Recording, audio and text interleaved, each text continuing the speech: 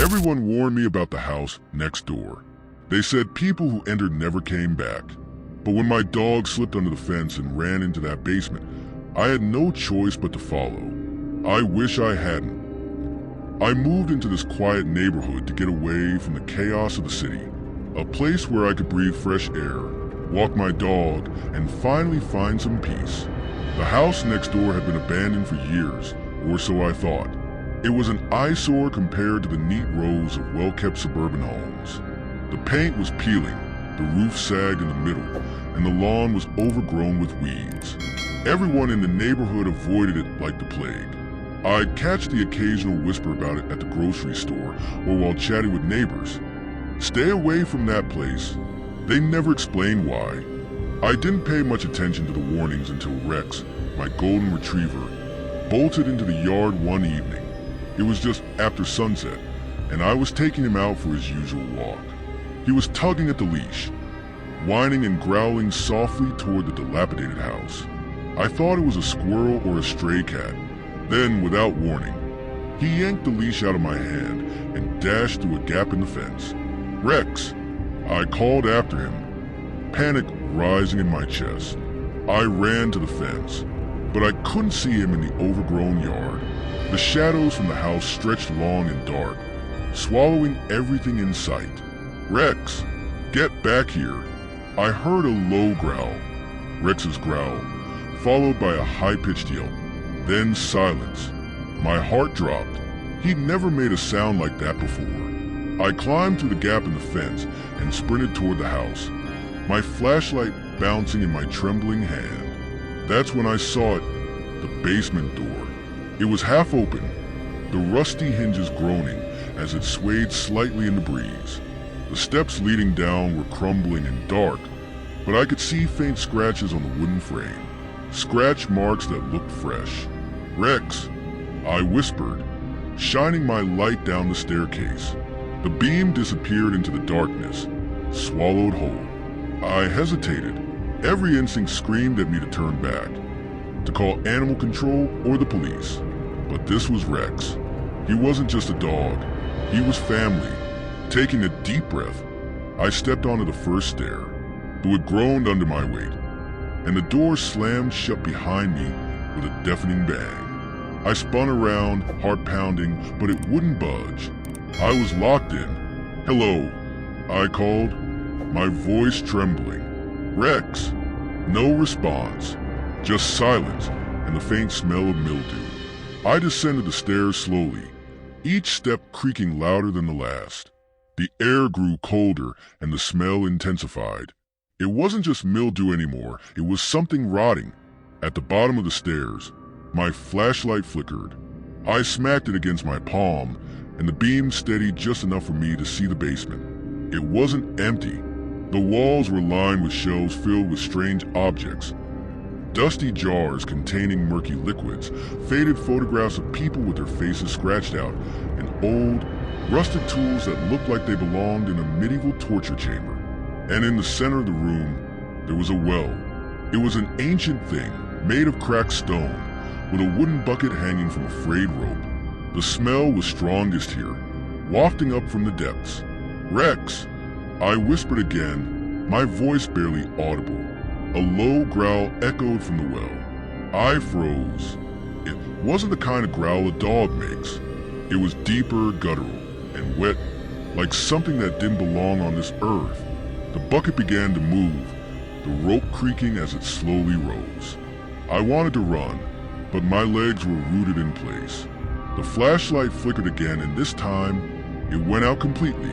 In the pitch darkness, I heard the bucket clatter onto the floor, followed by heavy, wet footsteps. "Who's there?" I shouted, my voice cracking. The growling grew louder, closer. I fumbled for my phone, but my hands were shaking so badly that I dropped it. The screen shattered on the cold cement floor, its light dying instantly. Something brushed against my leg, something cold and slimy. I screamed and scrambled backward, tripping over the edge of the well. I landed hard on my back, the breath knocked out of me. Above me, something leaned in close. I couldn't see it, but I could feel its breath on my face, hot and rancid. "Why did you come here?" it rasped, its voice like nails on a chalkboard. I tried to answer, but no sound came out. My throat felt like it was closing, my lungs burning for air. Then, a faint sound broke through the darkness, a bark. "Rex!" I choked out. The thing above me growled in frustration and retreated. I felt its weight lift off me, and suddenly, I could breathe again. The bark came again, louder this time, and I saw a faint light in the distance. Without thinking, I scrambled to my feet and ran toward it, tripping and stumbling over unseen obstacles. I burst through a door and found myself back in my yard, gasping for air. Rex was there, wagging his tail like nothing had happened. But when I turned around, the house was gone. The basement door, the crumbling walls, the overgrown yard, it had all vanished. In its place was an empty lot, overgrown with weeds and littered with rubble. I've asked the neighbors about it since, but they all just shake their heads. "That house burned down years ago," they say. But I know what I saw, and I know something is still down there, waiting. I couldn't sleep that night. Every time I closed my eyes, I felt its breath on my face again, hot and sour, whispering in that inhuman voice. "Why did you come here?" Rex seemed fine, as if nothing had happened. He curled up at the foot of my bed and fell asleep almost instantly, but I couldn't stop shaking. I replayed everything in my head. The well, the bucket, the footsteps, and the thing. I got up, pacing my room, glancing out the window every few minutes at the empty lot where the house had stood. It was still there, just an overgrown patch of weeds in the moonlight. But then, around 3 a.m., Rex started growling. It was low and guttural, the same sound he'd made before bolting into that yard. He stood up, his ears flat against his head, staring at the bedroom door. "What is it, boy?" I whispered, my voice trembling. He didn't respond. He just kept growling, his fur bristling. Then I heard it too, the sound of footsteps. They weren't coming from outside. They were inside the house. I grabbed the flashlight from my nightstand, but when I switched it on, the beam flickered and died immediately. I cursed under my breath, reaching for my phone, but the battery was completely drained even though I'd charged it before bed. The footsteps grew louder, moving slowly down the hallway toward my room. I locked the door earlier, didn't I? I couldn't remember. My heart pounded as I backed into the corner, gripping the useless flashlight like a weapon. Then the door handle started to turn. "Who's there?"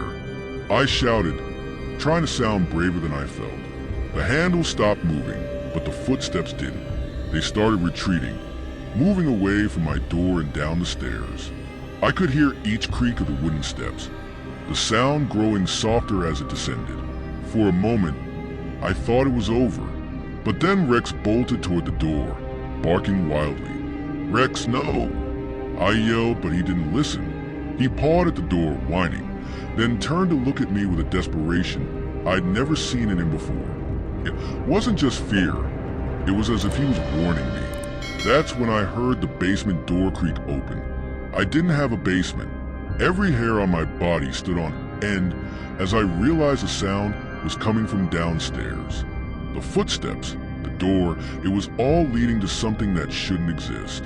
I grabbed Rex's collar and held him tight, not letting him run off again. "We're not going anywhere," I whispered, though my voice shook. But then the house shifted. The floor beneath me groaned. The walls seemed to stretch, and a low hum filled the air, vibrating through my skull. The temperature dropped sharply, and I could see my breath forming in the cold. A new sound joined the hum, a voice. "Come back." It was faint at first, barely audible, but it grew louder, more insistent. "Come back, down here." I clamped my hands over my ears, but it didn't help. The voice wasn't coming from outside. It was inside my head, crawling through my thoughts like a parasite. Rex yelped and broke free from my grip, scratching wildly at the door. I couldn't hold him back this time. The voice was too much. I stumbled forward and unlocked the door. The moment I did, Rex darted out, barking furiously. I chased after him, but he didn't head downstairs. Instead, he bolted to the window at the end of the hall, barking and growling at the empty lot outside. And that's when I saw it. The house was back. It stood there, towering and intact, just as it had been earlier that evening. The broken windows were whole, the peeling paint restored. The basement door hung open, its dark mouth gaping wide. But it wasn't empty. Something moved in the shadows. A figure stepped into the moonlight, its shape blurry and wrong. It wasn't human, at least not anymore. Its limbs were too long. Its head tilted unnaturally to the side, and its mouth, it stretched too wide, filled with jagged yellow teeth. It raised a hand, or what I think was a hand, and pointed directly at me. "Come back," it whispered, though I could hear it as if it were right beside me. I stumbled away from the window, tripping over Rex in the process. He whimpered, his tail tucked between his legs. But he didn't stop growling. The voice grew louder, more insistent. "Come back, come back, come back." And then, as suddenly as it appeared, the house was gone. The empty lot was just an empty lot again, bathed in pale moonlight. But the voice didn't stop. It was inside me now, echoing in every corner of my mind. I haven't left my house since that night. I boarded up the windows, bolted the doors, but it doesn't matter. The house isn't next door anymore. It's here. The basement door appeared in my living room yesterday, and tonight it opened again. Something's coming up the stairs, and this time, I don't think it's leaving.